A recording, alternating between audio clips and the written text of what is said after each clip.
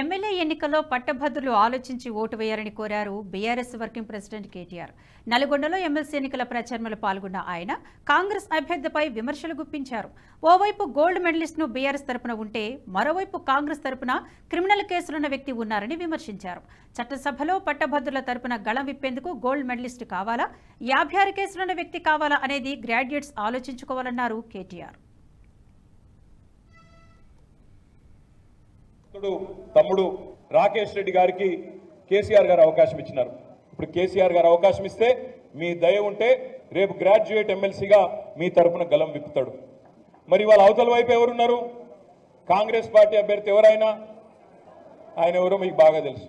తెల్లారి లేస్తే బూతులు తిట్టుడు, తెల్లారి లేస్తే పచ్చి గలీజ్ మాటలు మాట్లాడుడు, వెకిలి పనులు చేసుడు, గుణగణాలు అభ్యర్థుల గుణగణాలు చెప్పినప్పుడు ముఖ్యంగా గ్రాడ్యుయేట్ ఓటర్లు మీరు తెలుసుకోవాలి.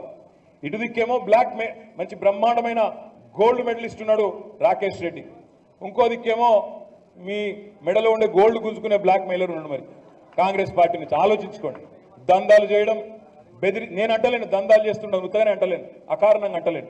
ఆయన అఫిడవిట్ ఆన్లైన్ ఉంది, కావాలంటే మీరు చూసుకోవచ్చు, ఎలక్షన్ కమిషన్ వెబ్సైట్లో ఉంది. అఫిడవిట్ తీయండి.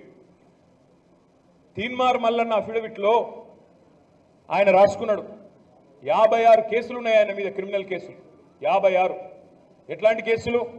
ఆడపిల్లల ఫోటోలు మార్ఫింగ్ చేసిన కేసులు, గూగుల్కి వెళ్ళి డౌన్లోడ్ చేసి అమ్మాయిల బొమ్మలు మార్ఫింగ్ చేసిండని పెట్టిన కేసులు, మీకు అనుమతి లేకుండా, మీ పర్మిషన్ లేకుండా మీ ఫోన్ నెంబర్ని తీసుకుపోయి యూట్యూబ్లో ఫేస్బుక్లో పెడితే దాని మీద పెట్టిన కేసులు, బ్లాక్ మెయిలింగ్ చేసి దందాలు చేసి బెదిరించి ఒక కుటుంబం మొత్తమే ఆత్మహత్య చేసుకోబోతే ఆ కుటుంబం ఇచ్చిన కంప్లైంట్ మీదకి వెళ్ళి కేసులు.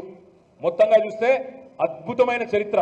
కాంగ్రెస్ పార్టీ ఎంత గొప్ప ఎంచుకున్నదంటే గ్రాడ్యుయేట్ల ప్రతినిధిగా ఒక 56 క్రిమినల్ కేసులు, 74 రోజులు చెంచల్గూడ జైలు జీవితం అనుభవించిన ఒక మహానుభావునికి కాంగ్రెస్ పార్టీ టికెట్ ఇచ్చి మింగడ పెట్టింది. మరి నేను మిమ్మల్ని ఒకటే అడుగుతున్నా, గ్రాడ్యుయేట్లకు ప్రతినిధిగా ఎవరుండాలి?